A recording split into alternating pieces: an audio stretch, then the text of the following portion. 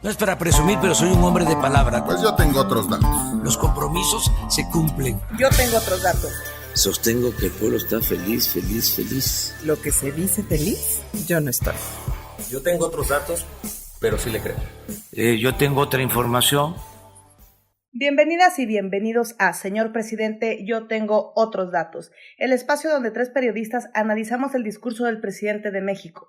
Venganzas políticas, venganzas desde el extranjero. ¿Qué pasa con la violencia al norte del país?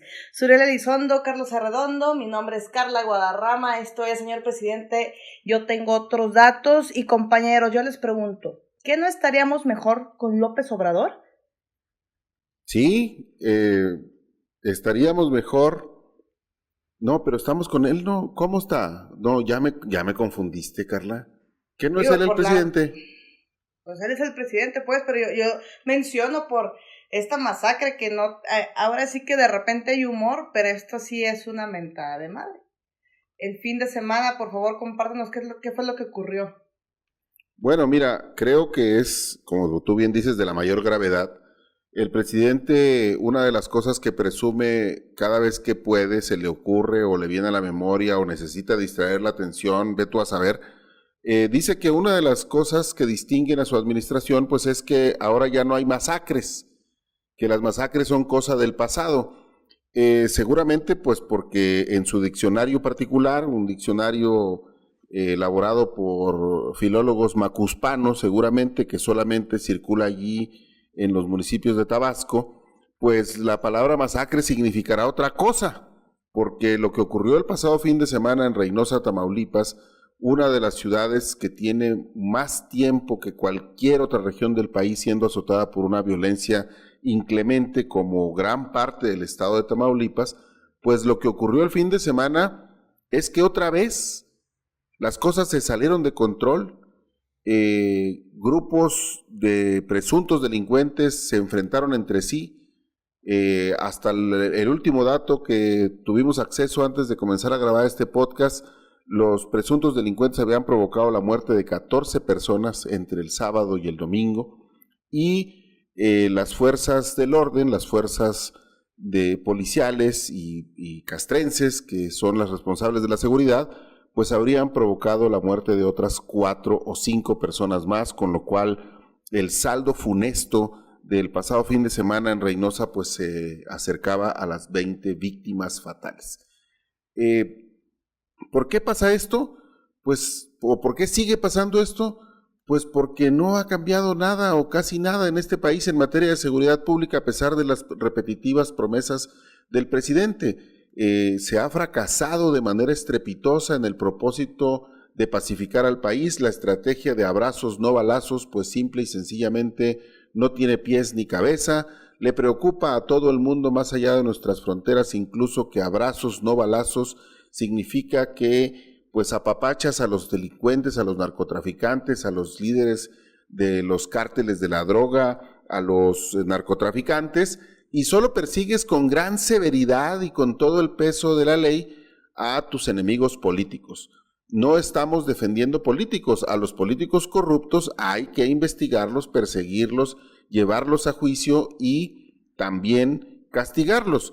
El asunto es que preocupa mucho que en este país, en estos tiempos, pues parezca que los delincuentes que nos preocupan son solamente aquellos que no están de acuerdo con el presidente en lo político, pero pues dejaron de preocuparnos los delincuentes organizados, aquellos que han hecho de la criminalidad un estilo de vida, y entonces eso esté prohijando otra vez el resurgimiento de la peor época, de la época más oscura que hemos vivido en este país en las últimas décadas, y nos esté acercando a ello episodios como el de Reynosa.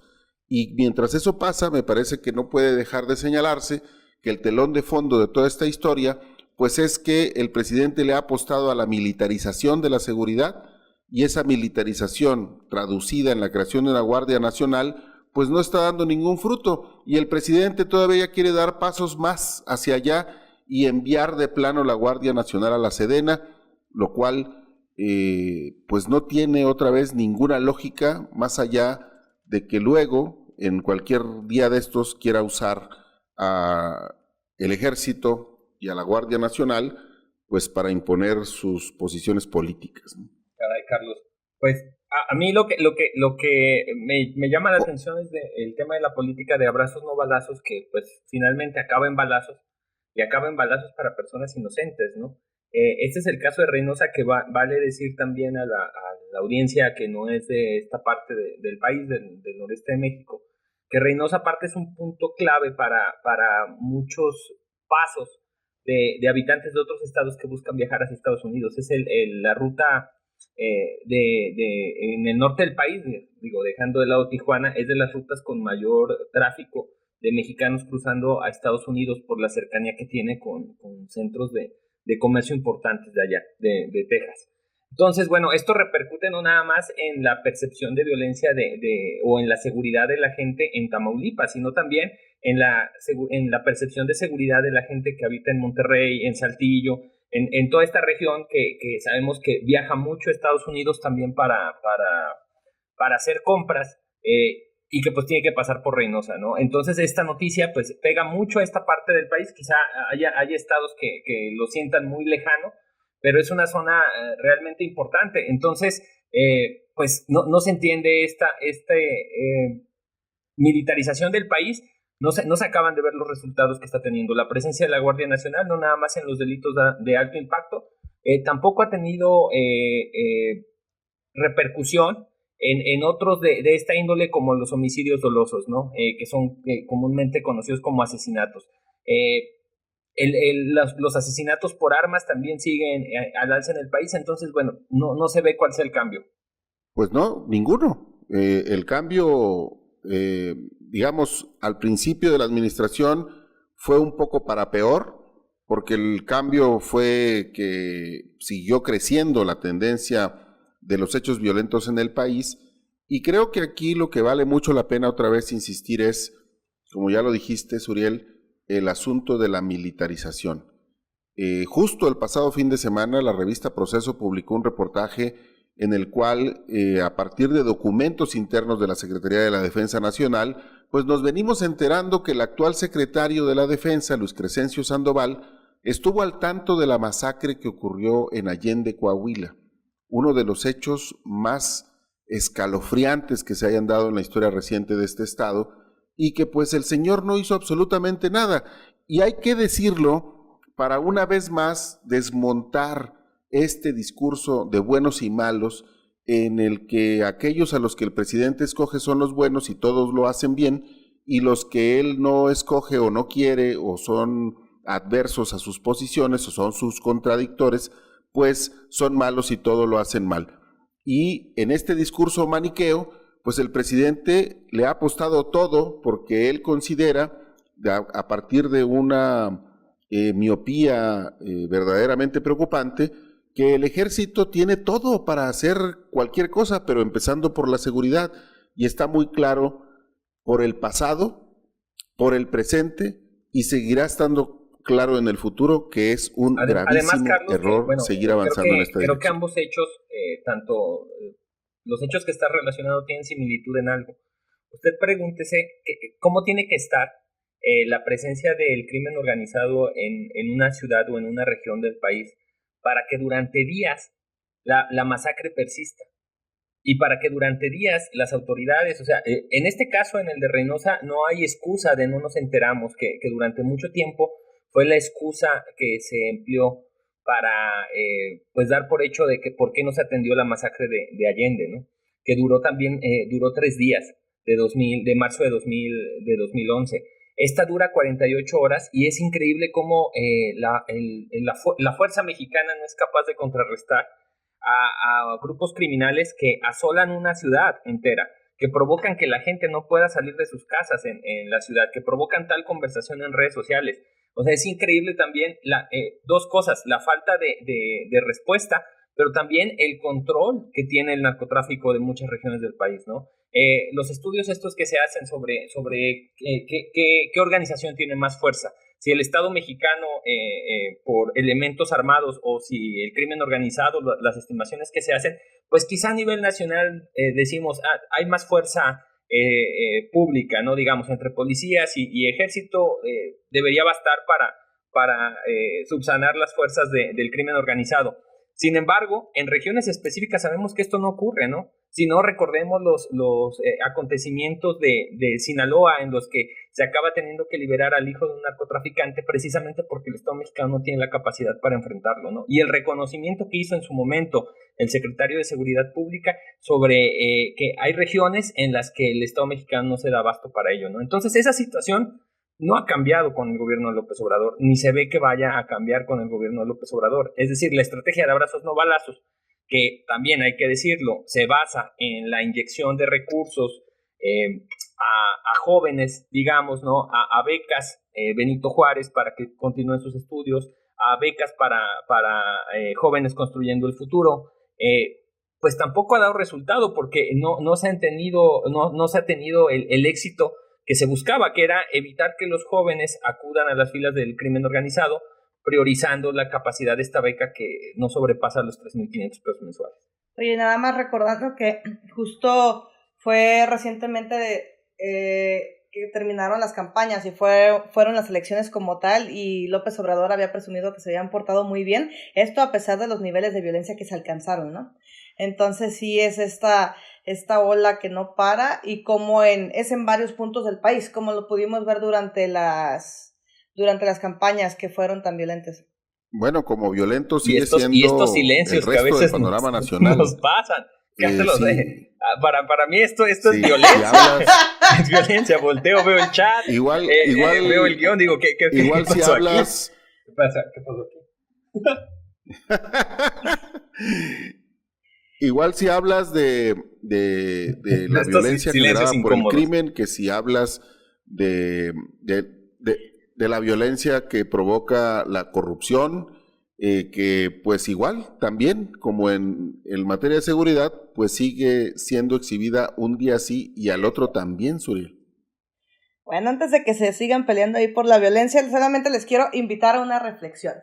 El día de hoy, que se está grabando, el 21 de junio, que se está grabando este podcast, el presidente López Obrador compartió un video en el que también se anunció la salida de Irma Eréndira Sandoval, quien es la funcionaria número 7 del más alto nivel que se retira del gabinete de López Obrador. Hay que recordar que ella arrancó tal cual en la Secretaría de la Función Pública, y bueno, casualmente, no sé, haciendo un poquito de memoria, hace un año fue cuando salió un reportaje en el que se le ligaba con una propiedad evaluada en 6 millones de pesos, y estos escándalos, ¿no? También que se empezaron a suscitar alrededor de ella, y cómo esta reflexión que los estoy invitando, no quiero ahí ser un poquito parcial, pero cuando se terminó este anuncio y cuando se dio la bienvenida a Roberto Salcedo, comenzó a hacerse trending topic un tema y un hashtag sobre venganza, sobre que todo se paga.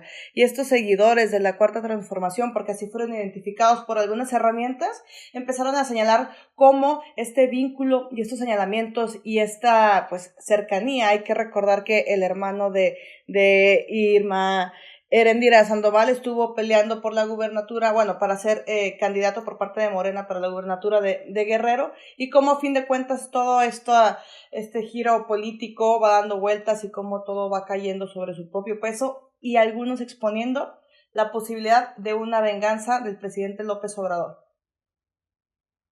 Oye, a mí lo que me da risa siempre son estas cosas de despedida. Yo no sé por qué las hacen, ese video donde el presidente está ahí sentado en un escritorio y enfrente de él está la secretaria que se va y el secretario que llega, y dice que Irma Eréndira todo lo hizo muy bien, que cumplió a cabalidad con las encomiendas que se le dieron, y que pues lo que se le pidió que hiciera en materia de combate a la corrupción y de implementación de una política de austeridad republicana, pues lo hizo muy bien. No, Carlos. Y entonces tú dices, entonces ¿por qué se va? La pena recordar con esto que estás diciendo,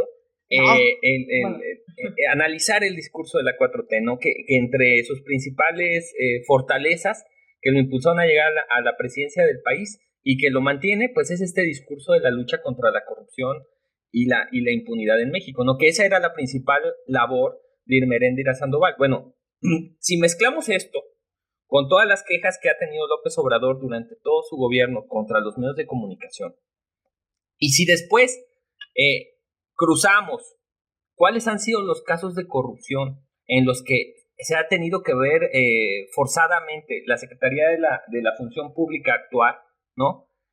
Lo increíble es que todos los escándalos de corrupción en el país que ha hecho públicos y que puede destacarse la 4T porque ha eliminado contratos, porque ha, ¿cómo se llama esto de suspendió operaciones durante tantos años?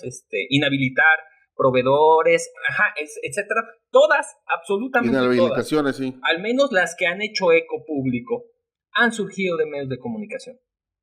Han surgido de investigaciones de Latinos, han surgido de investigaciones de Mexicanos contra la Corrupción y la Impunidad, han surgido de investigaciones propuestas por Reforma. De esos medios a los que el presidente hostiga todos los días, sí o sí, son los que han puesto a trabajar a la 4T en materia de corrupción y de impunidad, ¿no? Círculos cercanos. O sea, ¿qué hizo esta mujer? Eso también, o sea, sí, justo el círculo cercano que... Sí. Bueno, nada más por mencionarlo, el castigo que le pega directamente a uno de los hombres clave en el gobierno de López Obrador, al hijo de Manuel Bartlett. Y ese fue un tema que le duele a la 4T. ¿Por qué? Porque ¿quién lo publicó? Lo publicó Latinos, Carlos Loret de Mola, ¿no? Que puede estar en tela de juicio su participación con Televisa en sexenios anteriores, el manejo mediático que tuvo, las simulaciones en las que se vio involucrado también en diversos temas, tanto él como su empresa. Eso dejémoslo de lado, ¿no? ¿Por qué? Porque si atacamos al mensajero, nos desviamos la atención del mensaje, ¿no? Y esa es la estrategia del gobierno federal. El gobierno federal no rebate las publicaciones en su contra, la crítica, rebate al que lo dice, porque es más fácil menospreciar a alguien lo que dice por el personaje que hacerle réplica punto por punto de lo que está exponiendo. Entonces, ese es el caso con López Obrador, y este es el papel de que se va a ir Irmeréndira o que viene otro. Digo, en términos prácticos, ¿eso qué importa? ¿Qué hizo Irmeréndira? ¿Por qué la vamos a extrañar? ¿O por qué? Porque no hay lógica en el discurso del presidente. Pero insisto, Suriel, es que por eso es que a mí me da tanta risa este tipo de videos, porque primero se le echan flores, porras, se le reconoce todo el trabajo que hizo, y además se dice que todo lo que hizo lo hizo muy bien, y que además hizo todo lo que tenía que haber hecho.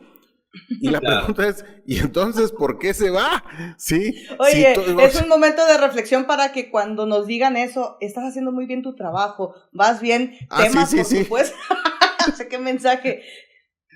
Claro, porque lo que sigue es entonces decirte, bueno, pero ahora vamos a entrar en una nueva etapa y pues tú ya no das el ancho. Porque eso es la segunda parte del discurso de López Obrador, es esa, ¿no? Todo muy bien, aquí Irmeréndira, pero ahora vamos a entrar en una nueva etapa de mayor profundización de la austeridad y de mayor combate a la corrupción, y entonces ya no, ahora necesitamos otra persona. Y entonces la pregunta es, ¿se desgastó? ¿Cometió errores? ¿En realidad sus logros se quedaron cortos respecto de lo que se le pretendía? ¿O cómo los de lo que se pretendía de ella? Tienen que ver con temas políticos y no de operación del país, no de resultados, ¿no? Finalmente, sí.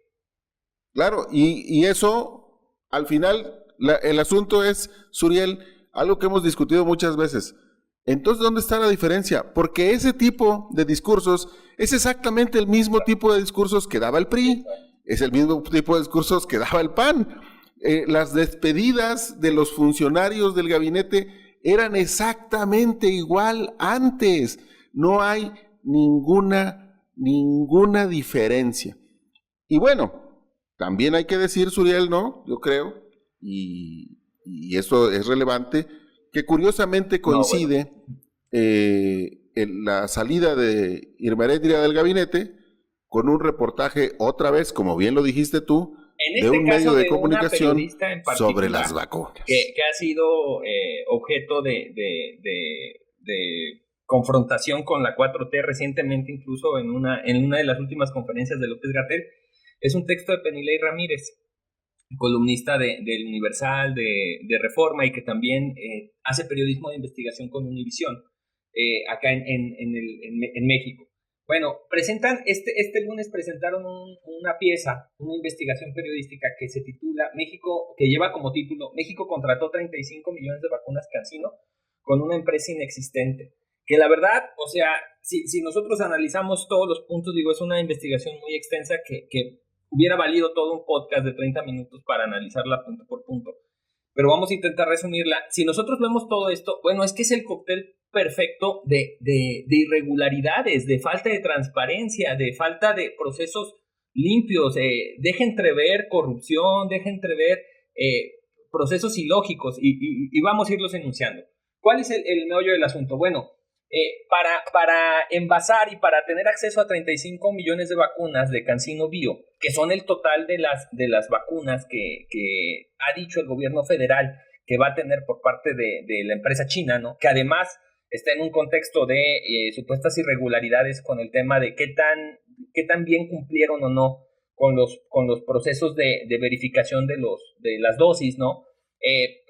Aunque estemos en un contexto de emergencia de salud internacional, es de las empresas que menos hicieron pública la información que obtuvieron de las pruebas que realizaron. Y esto ha generado dudas y freno a la llegada de las vacunas en otras partes del mundo. Bueno, ajeno a eso, el gobierno mexicano, a través de una solicitud de información que hizo una organización que se llama, con la que se empapó Univisión para poder hacer este reportaje, que se llama Poder, hacen una solicitud de información pues para ver qué hay detrás, y esta información se fue a un litigio para ver qué hubo detrás de la compra de este lote de 35 millones de vacunas. Bueno, México contrató a una empresa que se llama LATAM Pharma, que supuestamente es suiza, pero cuyos inversores acaban siendo mexicanos, y mexicanos turbios, mexicanos involucrados en Panama Papers. Bueno, contrató a esta empresa para envasar y distribuir en México el fármaco. Es decir, que le compre directamente el producto a CanSino Bio, a granel, llega a México el producto a granel, ellos lo envasan y lo distribuyen a las diferentes zonas que el gobierno mexicano prioriza, ¿no? Bueno, ¿cuál es el tema de aquí? Aparte de que esa empresa no es suiza, sino tiene a personajes mexicanos multados por el gobierno mexicano porque cayeron en irregularidades en cuestión de prácticas monopólicas. Bueno, aparte de eso, esta empresa no tiene empleados. Está formada por los 2 socios fundadores y 2 personas más. No tiene capacidad de envasado y distribución en México. Entonces, acabaron subcontratando a otra empresa que, y aquí viene parte ya del discurso o parte del meollo de la investigación, no tendría implicaciones legales realmente porque no aparece como tal en el contrato original. Un contrato que además se firmó en Singapur. Singapur sin tener ninguna vela en este entierro más que la ubicación geográfica y la flexibilidad de las leyes, contrario a las leyes mexicanas. Ese contrato no se hubiera podido firmar en México por las irregularidades que presentan. ¿Cuál dirán ustedes? ¿No? Bueno, ¿qué irregularidad hay? Aparte de la sospecha de que pues nada más era una empresa fachada, ¿no? Para llevarse ahí algún recurso, un coyote, ¿no? No, bueno, aparte de eso, o sea, un coyote, pues resulta que esta empresa no está obligada. Se firmó un contrato en el que la empresa en Singapur se firmó un contrato en el que una de las cláusulas que siempre llevan estos contratos es de que las empresas estén debidamente registradas. Bueno, esta cláusula no va para la empresa LATAM Pharma. ¿Y saben por qué? Porque no estaba constituida ni registrada al momento de la firma del contrato. O sea, esta empresa además se hizo expresamente para llevar a cabo esta transacción. No existía en el papel. Y ustedes pueden decir que... No, pero Suriel, yo creo que ya aquí ya te desviaste, ¿no? O estás leyendo otro reportaje, ¿no? Debe ser una cosa de un gobierno del PAN o del PRI. De esa forma, ¿no? Y esto es lo que el gobierno... Pues ya sabemos. Es que uno lo va leyendo y uno se va desesperando porque acabas diciendo, ok, qué mal estuvo. No, es que eso no es lo peor. Y te acabas saliendo algo peor y algo peor y algo peor, ¿no? ¿Qué dirán? ¿Qué tranza el gobierno mexicano que quiere llevarse tajada? Pues no. Resulta que la imposición de esa empresa, LATAM Pharma, no fue por parte del gobierno mexicano, no fue la empresa que eligió el gobierno mexicano, fue una de las cláusulas que impuso CanSino Bio para venderle esas 35 millones de dosis al país. O sea, el país aceptando una empresa fantasma por la imposición de una farmacéutica ante la necesidad de fármacos de distribuirlos en el territorio mexicano, ¿no? Uno entiende perfectamente por qué entonces México puso bajo reserva la información sobre la adquisición de vacunas durante 5 años. El presidente, todo, o sea, cuando nos enteremos finalmente, si algo no tiene este texto, es que como en muchas partes del mundo no logra llegar a qué precio pagó México por cada dosis, pero cuando sepamos todo el tema de las vacunas, cuánto se pagó, cómo fueron los esquemas, qué empresas se contrataron, quiénes estuvieron involucrados, va a salir un montón de lodazal como este al gobierno de la 4T, ¿no? Un gobierno que si algo no es transparente, y este texto es un ejemplo de ello.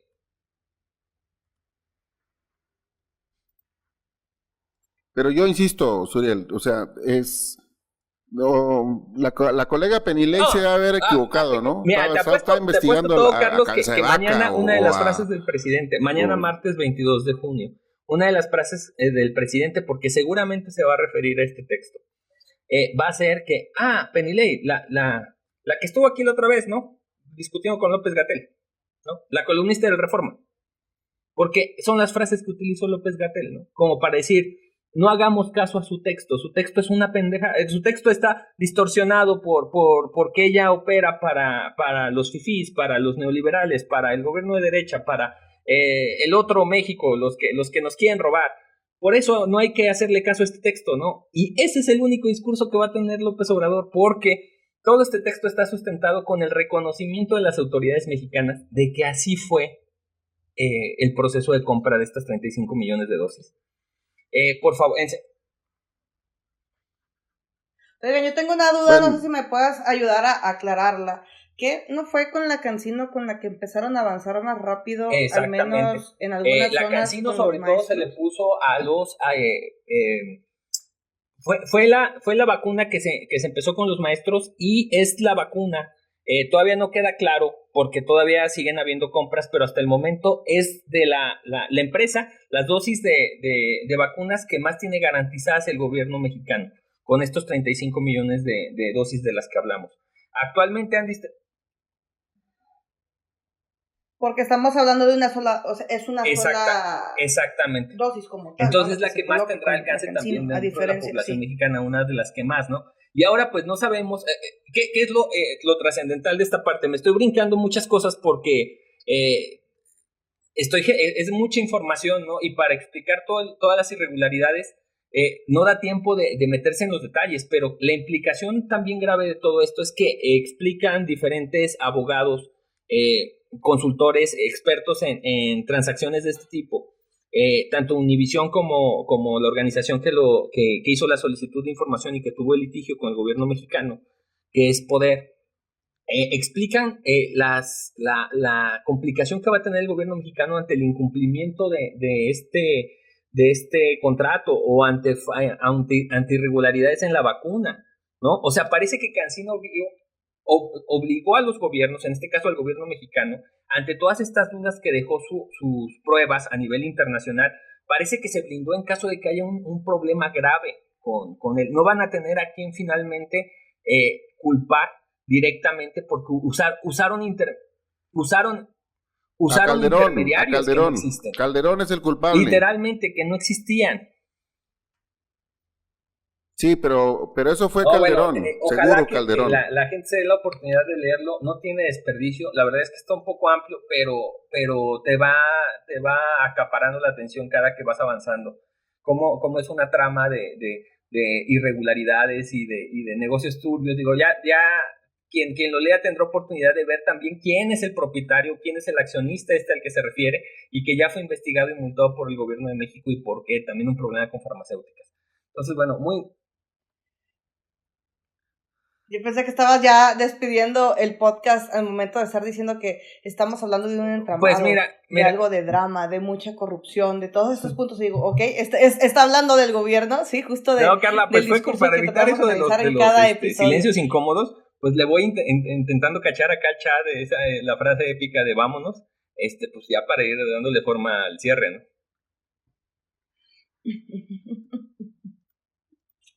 Pues ya vámonos. Bueno, pues vámonos. Esto fue, señor presidente, yo tengo otros datos. Compartan, dejen sus comentarios, dejen sus likes, ahí sus saludos.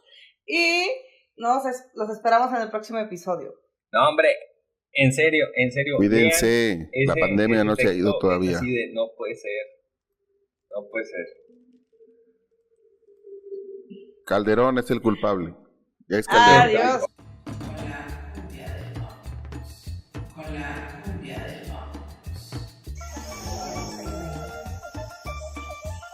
Pero ¿dónde está Suriel? Y que no le rasquen los huevos al toro. Que no le rasquen los tenantes al mamut. Pero ¿dónde está Suriel? Esa sí me saca lo mamut. Que cuando llueve se gotea y moja su cuerpo, ¿sí?